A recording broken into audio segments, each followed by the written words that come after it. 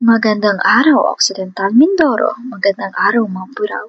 Ako ang inyong chikadorang on sa chika, Dentala, magbibigay ng mainit-init na opinyon ngayong araw.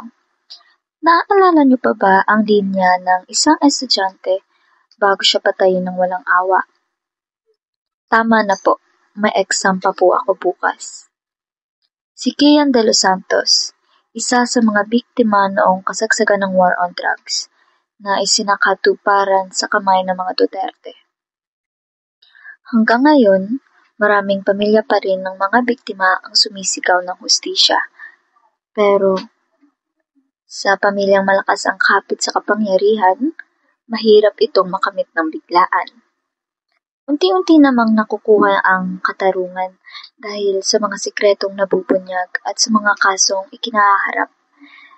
Ngayon ay nakakulong ang dating presidente. Dito pa lang ay unti-unti nang nananalo ang boses sa mga mamamayan.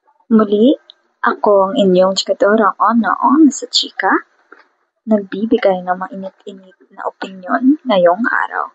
Maraming salamat po.